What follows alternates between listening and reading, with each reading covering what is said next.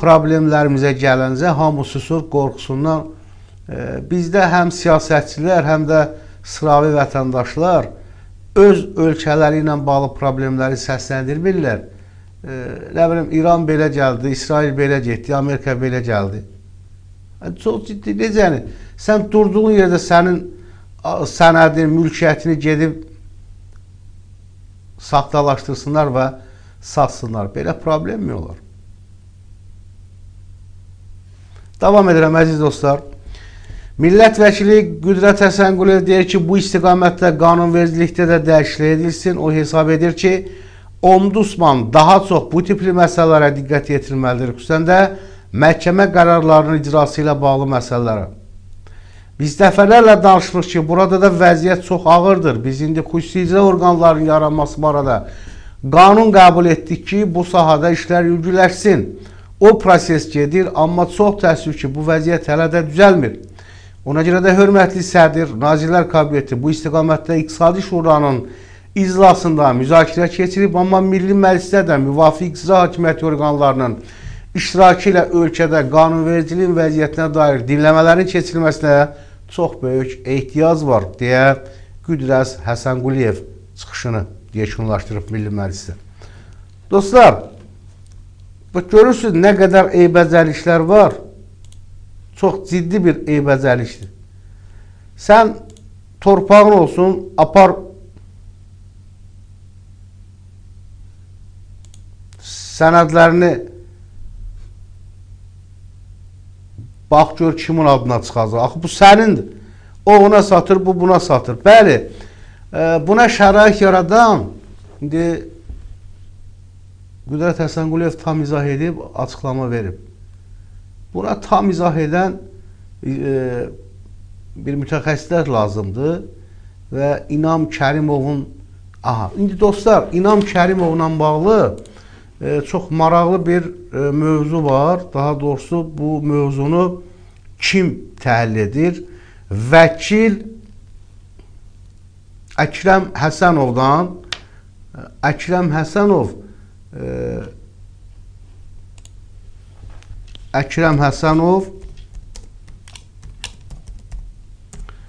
İnam Kərimov haqqında görək nə deyir?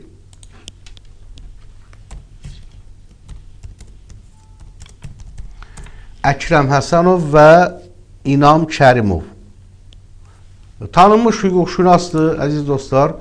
Məhkəmələrdə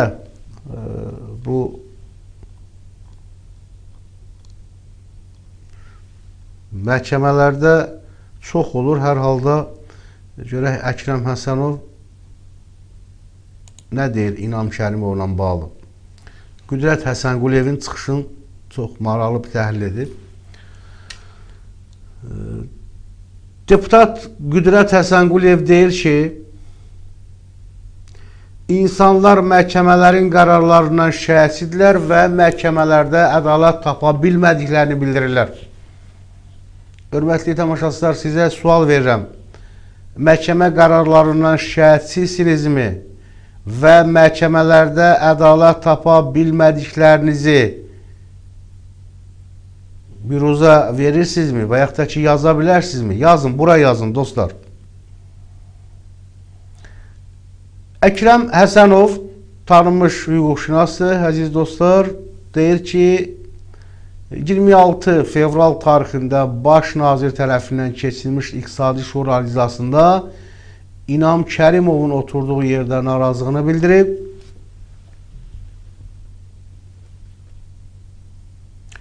Məni təəccübləndirən və təəssüfləndirən orada Ali Məhkəmənin sədrinin əyləşdirildiyi yer oldu. Dostlar, bilirsiniz də o vaxt İnam Kərimov Kənd Təsərrüfatı naziri olanda bir quzu qoltuğunda şəkilini çəkdilər, paylaşdılar. İnam Kərimov savadlı kadr deyirlər, tanımıram, yəni münasibətim yoxdur. Haqqında intellekli bir kadr deyirlər.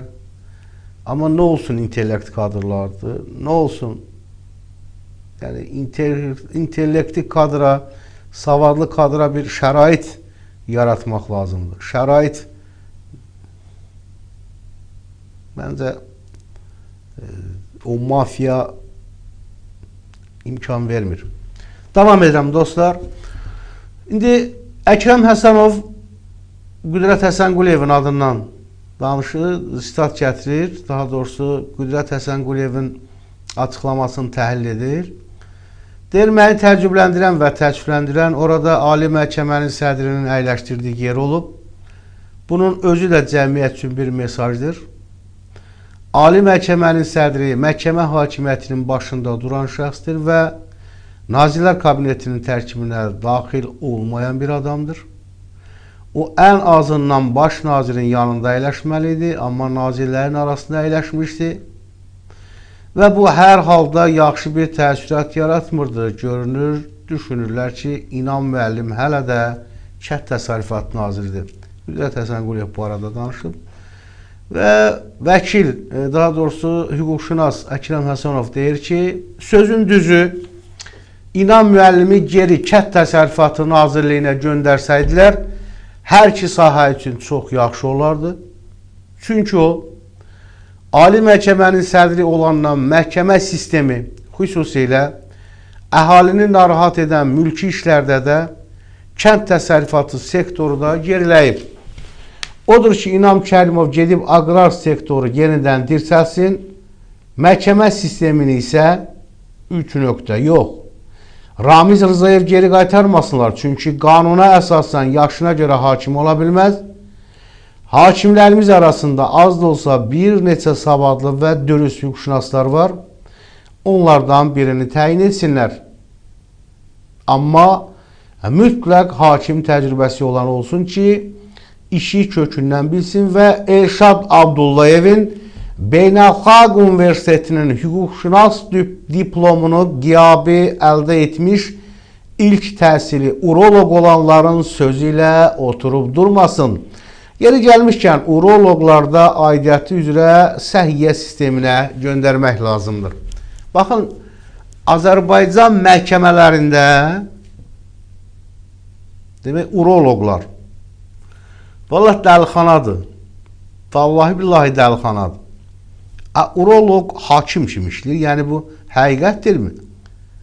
Təkrar edirəm əziz dostlar. Bu Əkrəm Həsənovun yazdığı yazıdır. Hüquqşünas vəkil.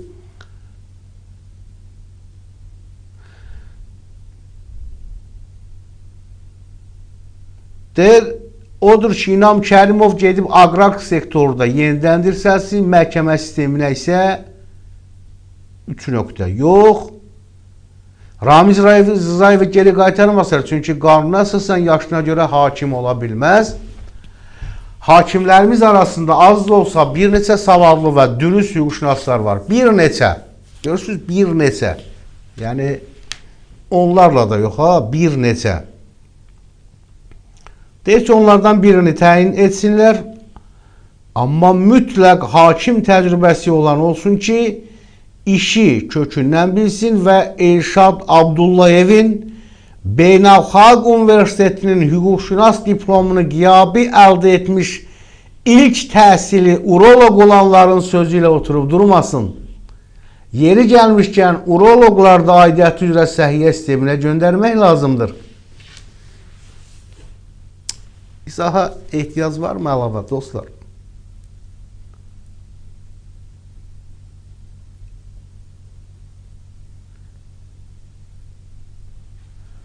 Baxın, dərd də burasındadır ki, dostlar. Yəni, bu boyda rəylərdə də yazılır. Bu boyda problemlər heç kimi narahat etmir, heç kimin vecinə də deyil. Sanki görmürlər, bilmirlər, eşitmirlər. Ədalətin, hüququn adı gələndə insanda ikrah hissləri doğurur. Burada Hafiz Hidayətov yazıb. Hər kəs ixtisası üzrə işləsə daha yaxşı olar yazıblar. Sabit Hüseynin yazır ki, İman Kərimov mal-qaranı başsız qoyub getdi, quzu ilə əla şəkildə çəkmişdi. Hamısı düzdür yazıb. Demək, görək. Əziz dostlar, burada sorğuya baxın. Səngər TV YouTube kanalında biz sorğu vermişik. Məhkəmələrin fəaliyyətindən razısınızmı? Xeyr, 100%. 1% belə bəli yazan yoxdur. Yəni burada qərəz yox, bir şey yox. Dəhşət. Faciədir dostlar, faciə. Niyə? Niyə məhkəmələrə inam olmamalıdır? Və hüquqşünas bilirsiniz, normal cəmiyyətlərdə bu bütün mətbuat araşdırma aparmalıdır, haykü eləməlidir. Urologdur. Gedir Elşad Abdullayevin universitetindən bir dənə hüquqşünas diplomunu, hüquq fakültəsinin diplomunu alır, gəlir. Əlbəttə elə təhsil alanlar sonu aqibəti də hüququn, ədalətin aqibəti belə olmalıdır. Korrupsiya yazır, Lankon yazır, bardak yazır, Lankon yazır. İnam məmurluqdan çıxmalıdır. Niyə? Ümumiyyətlə, İnam Kərimovun bir məmur kimi fəaliyyətindən razısınızmı, yoxsa yox?